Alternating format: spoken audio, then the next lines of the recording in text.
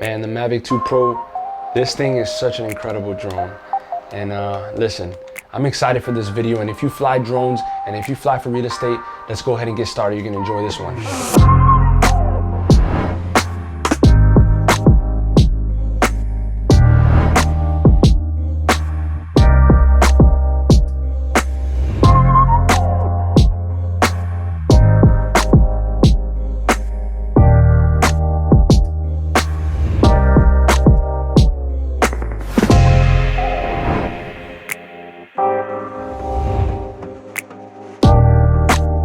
Guys, listen, like I said, I'm excited for this video.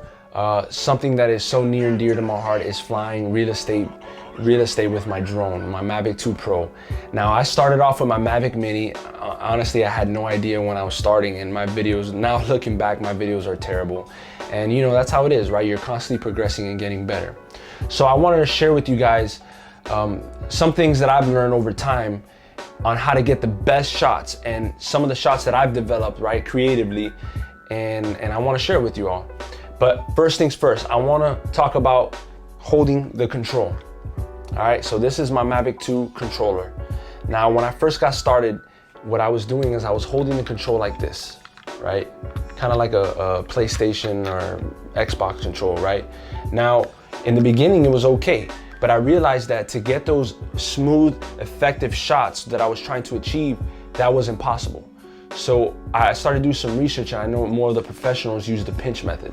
Now, pretty much what you do is you get your pointer finger and your thumb, and then you manipulate the toggles this way.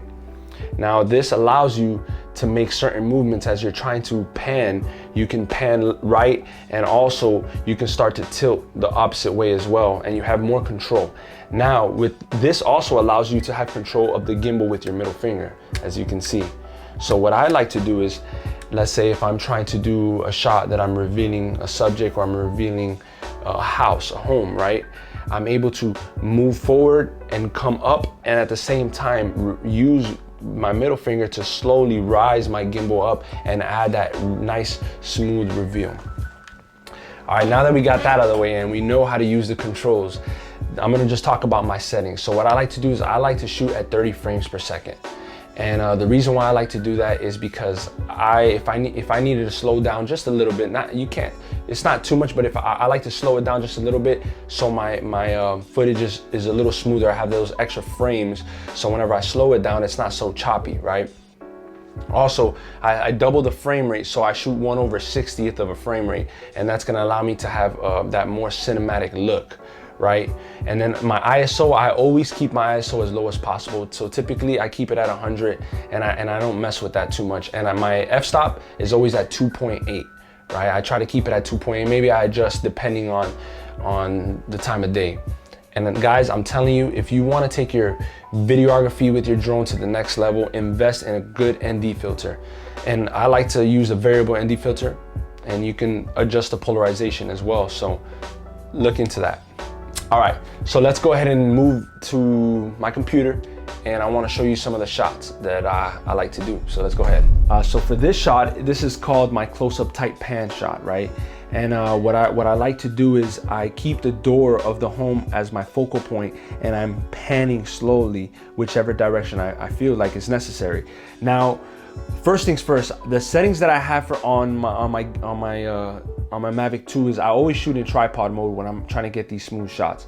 And then I have my histogram up, and then my rule of thirds. Listen, your rule of thirds is a game changer, okay? If you're trying to get some really precise shooting, rule of thirds. So for instance, in this shot, I have the door as the focal point, and it's in the center block.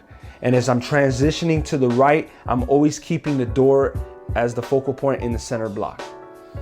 All right, so let's go ahead and check it out. As you can see, I have the tree there, and I try to add some depth. I always use some trees. I love trees, so I use that as kind of make it, there's more depth to the shot. And then the same thing with this shot, I'm transitioning to the left. Now, if you notice in these shots, something that I tend to do is have like these micro movements with the gimbal. So as I'm manipulating the controls, right, like I was showing you guys, I'm manipulating the controls with these fingers right here. And then right here on the top, I'm also using it to move the gimbal. So for these shots, I'm doing these micro movements where I'm panning, and I'm also adjusting the gimbal up or down depending on how I want it to look and what looks best, right? And that's just kind of adding that more cinematic look, and there's just, it makes it seem like there's more going on than just a basic shooting movement, right? And for this shot too, for this next shot, I'm kind of panning down and twisting, boom. All right, so for this one right here, for these next shot, this is kind of my review. Like I said, I like to use trees. So for this one, there's a beautiful cherry blossom tree that was in the front of the house, and I saw a gap, and so what I did was I flew my Mavic 2 Pro through that gap, and then I had my camera try to focus as much as I can on that door. And I always use speed ramps. Listen guys, use your speed ramps, all right? Speed ramps add a nice effect to your shot. So as you can see, boom, speed ramp, revealing the house. Same here, I'm using that tree to kind of like, man, there's some depth to that shot, right? All right, for these backyard shots, I always like to use something in the foreground, right? So for instance, in this backyard shot, I use the fence. And it's kind of like you're about to peek over, you're piquing the viewer's interest, like what am I about to see? And it just pops right over, boom. And the same thing, I like to do a lot of reverses in backyards, and it's kind of showing, it's just constantly revealing something new. So it reveals the chair, it reveals the table, and then it reveals the playground. And it's kind of like, it's just keeping the viewer's attention going. All right, so these shots right here, these are my, I call them my, I guess is a reveal as well. So in this situation, right beyond the home, there's this community had beautiful lakes. So I wanted to reveal the lake in this shot. So as you can see, I do my speed ramps, boom. It shows the beautiful neighborhood and all the lakes, okay? And the same thing for this shot. And as you can remember what I was telling you about using the gimbal. So I start a little low with the gimbal and I slowly start to rise up, and I use that speed ramp to show the lake. And the same thing with this next shot. I'm showing the lake, but then at the end, this kind of was my ending shot, and I was just showing the sign of the community. Guys, and listen, the best thing for you to do is go out there and practice it. Go out there and practice it. Listen, that pinch and grab method is a game changer, and really being able to manipulate your middle finger with the gimbal and finding the right settings that works for you. All right, guys. So for this next shot, what I like to do is, this is kind of like something that I don't know. What I like to do is kind of show what's beyond the home, right? So I'll focus on the house, right? Focus on the front door, and then I speed ramp and I fly my drone over the roof, and it's showing what's next, and it's showing the backyard. So in this case, the backyard had a really cool, like a zip line and a tower, a climbing tower, and I really wanted to show that and pique that interest of the viewer. So let's go ahead and check it out. Here we go. So I'm showing the house, speed ramp, and I show this zip line. Boom. Do my transition, and I show the tower with the zip line, and I do kind of like a speed ramp out. Hey, and this is gonna take time to develop, and if you have a very difficult time being creative, guys, listen, when you get on scene, immediately start to have those creative juices flowing. Start thinking about, man, what can I use in what is around me as art, as something to be creative, right? If you see some trees, use that to your advantage. Start behind the tree and reveal that beautiful home, okay? And just keep piquing the interest. Now, the last thing that I want to talk about is kind of the overall view of your real estate shot, right? So something to keep in mind that I like to do is I start with the tight shot, right?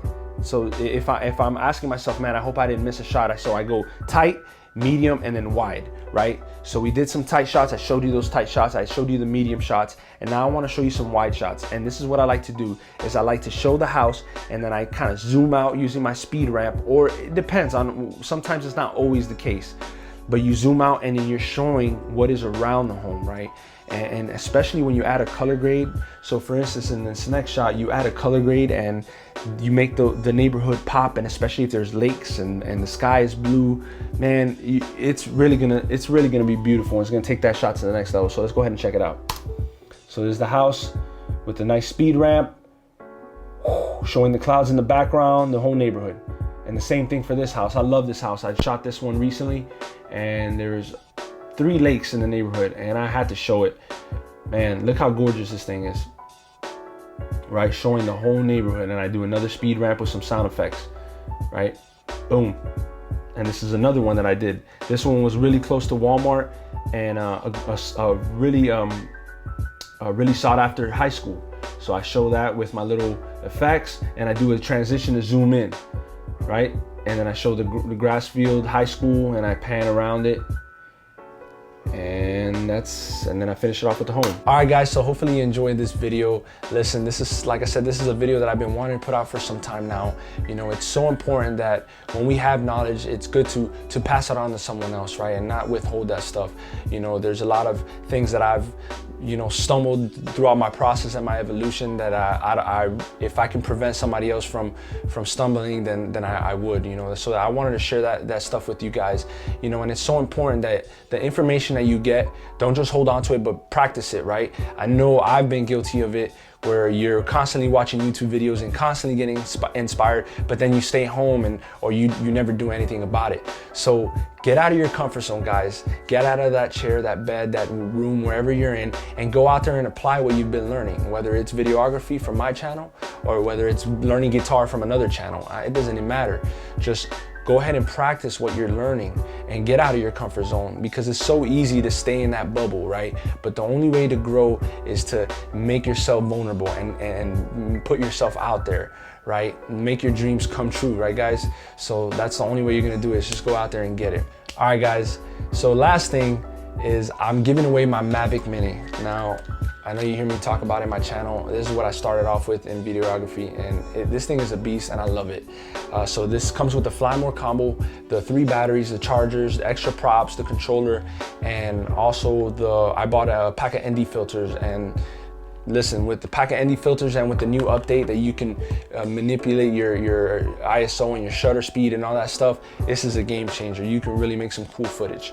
All right, so in order to be eligible for this, be on the lookout for my next video. I'm gonna actually make a video on the Mavic Mini, and all you need to do is leave a comment below.